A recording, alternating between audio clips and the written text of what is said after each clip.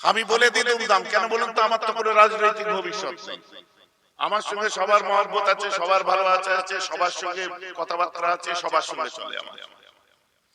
কারণ আমি ধর্মীয় আঙ্গনে রাজনীতিকে বিচার করি না। পলিটিক্স এর জায়গায়, ধর্ম ধর্মের জায়গায়। ধর্মের সঙ্গে রাজনীতির দ্বন্দ্ব নেই, দ্বন্দ্ব হলো ধর্মান্ধতায়।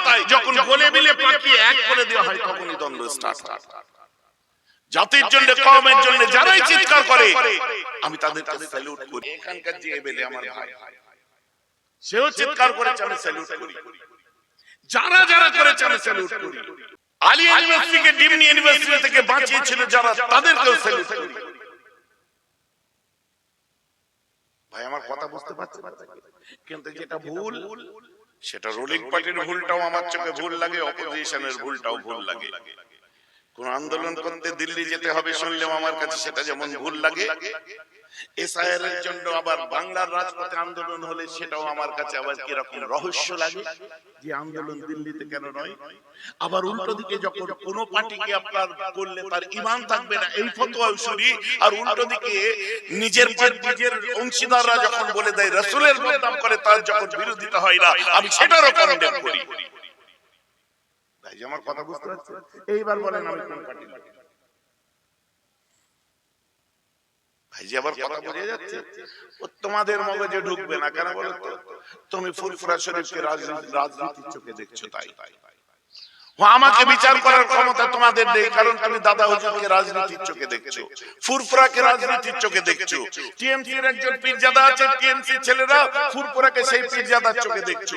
আইএসএফ এর পীরজাদা আছে, যারা রাজনীতি করে আইএসএফ এর চোখে দাদা হুজুরকে দেখছো। যারা কংগ্রেস করে বসিরহাটের একজন পীরজাদা আছে, তারা কংগ্রেসের চোখে বসিরহাটকে দেখছো। কিন্তু মাথায় রাখো, বসিরহাট আপনার কোন পীরজাদার বা কংগ্রেসের নয়, বসিরহাট আল্লামা রুহুল আমিনের, আর ফুরফুরা হচ্ছে মুজাদ্দিদ দাদা হুজুরের। বলুন সুবহানাল্লাহ। অতএব সব বৈষম্যের ঊর্ধ্বে গিয়ে আপনাকে ফুরফুরাকে ভালোবাসতে হবে। হোয়াটএভার এভার কে কোন দল করে ওটা তার ব্যক্তিগত ব্যাপার। ভালো করলে স্যালুট করি, খারাপটাকে কন্ডেম করি। ভাই যে কোন পার্টি দাঁড়ালাম শেষ পর্যন্ত? না হুজুর, আপনি যখন আপনার ওবিসি নিয়ে কথা বলছিলেন, আপনি যখন আপনার চাকরির রেট অফ রেশিও নিয়ে কথা বলছিলেন, যখন আপনার সাচার কমিটি নিয়ে কথা বলছিলেন, আপনার পাশে তখন তো বাংলার মুখ্যমন্ত্রী বসেছিল। আপনি কেন ভুলে যাচ্ছেন পার্লামেন্টারি কমিটির কাছে যখন যে আমাদের আপনার কি বলে এসআইআর এবং অপ্রাপ্তি নিয়ে যখন আমি জমা দিতে গেছিলাম, তখন তো আমার পাশে বিজেপির নেতারা ছিল। আপনি কেন ভুলে যাচ্ছেন যখন রাহুল গান্ধীর সঙ্গে মিট করেছিলাম আমাদের বাংলার কিছু আপনার সমস্যার জন্য, তখন আমি কোন পার্টির ছিলাম? কেন আপনি ভুলে যাচ্ছেন এই ভাঙড়ের কত জায়গায় যারা আমারই বাড়ির কোনো কেউ একটা পার্টি সংস্থাপন করেছিল, শুরুয়াত করেছিল, বহু সভা আজও কালো বোধহয় যে কদিন এর পরেও সভা আছে, আগেও আছে, তো তাদের সঙ্গেও তো আমি এক মঞ্চে থেকেছি। আমার কথা বুঝতে পারছেন? তুমি চশমাটা চেঞ্জ করো, আমায় ঠিক চিনতে পারবে। ও সব মহব্বত দেখাও নি। এমন পীরজাদা আজও পর্যন্ত কোনো ভাইয়ের সঙ্গে অশান্তি নেই। আজও পর্যন্ত যাওয়া আসা উঠা বসা সবারই দরবারে লেগে আছে। অতএব তুমি জুম্মা 8 দিন মোবাইল হাতে ধরতে শিখে তুমি বিচার করতে এসে তোমার বিচারের ধার ধারি না। আমি কথাগুলো কেন বলছি? আমি তো বলবো, কারণ যে যারটা করে, কেউ নিজের দল করে, কেউ নিজের পার্টি করে, নিজের পলিটিক্স করে, যাই করুক, আমি জমিয়ত উলামায়ে বাংলা আসাম দাদা হুজুরের 1926 সালে সংগঠন করি। অতএব দাদা হুজুরের ঐতিহ্য নিয়ে আমি কথা বলবোই। এটা আমার পয়েন্ট অফ ভিউ, এটা বলা আমার জরুরি। এবার আপনি কোন চোখে দেখবেন, I don't care about that whatever I say. আমার কথা বুঝতে পারছেন কি পারছেন? তার জন্য তো কোনো অসুবিধা হচ্ছে না। সভা সমিতি গুলো তো দেখতে পাচ্ছেন। আমি ভুলটাকে মুতলাকান ভুল বলি, ঠিকটাকে মুতলাকান ঠিক বলি। যে আজ 12ই রবিউল আউয়ালের ছুটি দেখতে পাচ্ছেন, কে করিয়েছিলেন জানেন? কলকাতা মাদ্রাসায় বাঙালি প্রিন্সিপাল কে নিয়েছিল জানেন? বাংলার মসনদে বসেছিলেন সিদ্ধার্থ শঙ্কর রয়। আমার দাদু মেজ হুজুর বলেছিলেন, সিদ্ধার্থ তুমি নবী দিবসের ছুটিটাকে সর্বভারতীয় ছুটি ঘোষণা করো, আর পুলিশে বেশি বেশি করে মুসলিম ছেলে ঢুকাও, আর তুমি মাদ্রাসা আলিয়াতে একটা বাঙালি প্রিন্সিপাল দাও। সিদ্ধার্থ বাবু এই তিনটি দাবি রেখেছিলেন। মেজ হুজুর কি কংগ্রেস? মিস্টার বিসি রয়, বিধানচন্দ্র রায়, প্রফুল্ল সেন বড় হুজুরের সাথে বসে অনেক আলোচনা করি। বড় হুজুর কোন দলের ছিলেন?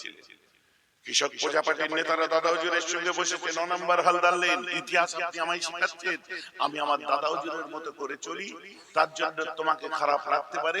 তুমি দাদা হুজুর নয়, তুমি পীরজাদা মলি সাহেবের মতো করে চলো, তাই আমারটা তোমায় ভালো লাগছে না। আসলে অঙ্ক কষে দেখো, তুমি দাদা হুজুরের নয়, তুমি হচ্ছে মাওলানা মলি সাহেব পীরজাদাদের। তুমি যেদিন দাদা হুজুরের হতে পারবে, সেদিন আমারটা তোমায় ভালো লাগবে। কথা বুঝতে পারছো? কেন বলি? আমার 2026-এর লক্ষ্য নেই না জাতির জন্য বলতে হবে। বলছে তো আমার বাড়ি থেকে আমার ভাই বলছে, আপনাদের এমএলএ বলছে, বলছে কি বলছে না জাতির জন্য বলতে হবে। বহু লিডাররা চিৎকার করছে, বলছে তারা রাজনৈতিক ভাবে বলছে, আমি অরাজনৈতিক ভাবে বলি। আজকে মাদ্রাসা সার্ভিস কমিশন চালু যে হয়েছিল, শিক্ষা আন্দোলনকে আপনারা ভুলে যাচ্ছেন নাকি? আজও সে পত্র আমাদের কাছে আছে, জমিয়ত উলামায়ে বাংলা আসামের কাছে। আপনারা যে মাদ্রাসা আলিয়াতে, আপনারা আলিয়া ইউনিভার্সিটি দেখছেন, আপনারা যে দেখতে পাচ্ছেন এসএ, আপনারা এমএসকে, এসএসকে, আমরা যে এরকম 13 দফা দাবিতে আমরা সাকসেস হয়েছি, এবং আমরা বলেছিলাম যে অন্য কেউ পরবর্তীতে দাবি করতে পারে। তাই কোন সংগঠনের দাবি আপনারা মেনেছিলেন, লিখিত শ্বেতপত্র দিন। আমাদের কাছে শ্বেতপত্র আজও রাখা আছে। রাজনৈতিক ভাবে করেছি, রাজনৈতিক ভাবে করছে, আলাদা আলাদা পারসেপশন। আপনি আপনার ধার ধরে আমার চিকিৎসা করতে পারবেন? তাই যে কথা বুঝতে পারছেন, আপনি কি আপনার ধার ধরে আমার চিকিৎসা করতে পারবেন? আপনার ধার ধরে আপনার চিকিৎসা হবে, আপনি নিজের ধার ধরে আমার চিকিৎসা করছেন কেন? কোন পার্টির আমি কি মনে হলো? এ তো বুঝে যাচ্ছে না। এটা আমাদের এমএলএরও ভালো বলছে, আবার যে ভালো করে তারই ভালো বলছে, আর যে খারাপ করে তার। আমি দাদা হুজুর পীর কেবলা যেভাবে চলতে শিখিয়েছেন, আমি তার দেখানো রাস্তাতেই চলি। যে ভুল করে তেড়ে হেঁটে ভুল বলে দিই, চিৎকার করে বলি, জোর কদমে বলি। কেউ আপনার কোরআন বাইবেল শেষ হয়ে যাবে বলবে, আর আমি সেটাকে সমর্থন করবো? কখনোই নয়। এর কন্ডেম যেমন আমি করি, তেমনি ওয়াকফ আন্দোলনে যারা পিছিয়ে যাবে তাদেরকেও আমি ভালো বলি না। কথাটা আমার বুঝতে পারছেন কি পারছেন না? কারণ আমার একটাই কথা শুরু থেকে শেষ পর্যন্ত, তোমার আমার মহব্বতের কারণ আল্লাহ এবং তার রাসূলের জন্য, আর তোমার আমার শত্রুতার কারণ হবে আল্লাহ এবং তার রাসূলের জন্য। এটা আমি বরাবর বলে এসেছি। বাকি রইল আপনারা ফুরফুরায় যদি মাসে 2 বার যান, বছরে যদি 24 বার যান, আমায় দেখতে পান কখন? আমার কোন গদি আছে দেখেছেন? যে গদিতে বসে আমি মুসাফা করি। আমি একটা ঘরের মধ্যে থাকি, আমার ভাইরা যায়, যাদের সঙ্গে কন্ট্যাক্ট হয়ে যায়, দেখা হয়। বাকি আমি যেখানটাই বসি, ওই জায়গাটা আমার আব্বা আপনাদের জন্য করে দিয়ে গেছেন। ফ্রিজ লাগানো আছে, সোফা লাগানো আছে। এই সব মিডিয়ার বাইরে জিজ্ঞেস করুন, এদিক ওদিক ঘুরে কোথায় যে বসবো, ভাইজানের ওখানে যে, ভাইজান না, ওই দাদা হুজুরের মাজারের সামনে। ভাইজান আমার কথাও বলে না, ওই মাজারের সামনে আমরা আছি। কোথায় আছে দেখুন, ওখানে বসে আছে, নিজের মতো ফ্যান এসি ছেড়ে দিয়ে ফ্রিজের পানি খাচ্ছে, বসে আছে। আর আমার ওটা বলাই আছে, আমার আব্বা ওই ঘরটাই যে বসে, ওই ঘরটা আমার জন্য করে দিয়েছেন, বাকি দাদা হুজুরের মেহমানদের জন্য। তাহলে কি কোন স্বার্থে কথা বলবো? মুসাফা করে টাকা নিয়ে আমি, তাবিজ দিয়ে টাকা নিয়ে আমি, জলসাই গেলে যে হাদিয়া দিয়ে দেয়, কোনদিন জিজ্ঞেস করেছে কত আছে? একটা কমিটির লোক আমার সামনে বলে দিল, বলুক কত আছে, আমি জিজ্ঞেস করেছি। বরং আমি থাক না, দরকার নেই, জোর করে পকেটে দিয়ে দেয়। হুজুর টাকা পয়সা ওটা একটু কম আছে, আজকেও বলবে, দেখবে। হাসছো কেন? আমি কি বলবো যেমন করে তুলে দিয়াই? আরে ঠিক আছে, কি হলো? 1,500 টাকা কি 1,000 টাকার পেট্রোল পুড়বে, দিবি তো 1 লাখ টাকা। ভাইজান কথা বুঝতে পারছেন তো? না খারাপ ভাবে আমার কথা নেবেন না, যে আজ বুঝবো, কাল বুঝবো, পরশু বুঝবো। বুঝতে বুঝতে আমারও বয়স ভারী হয়ে যাচ্ছে, তোমাদেরও বয়স ভারী হয়ে যাচ্ছে, আর কবে বুঝবে?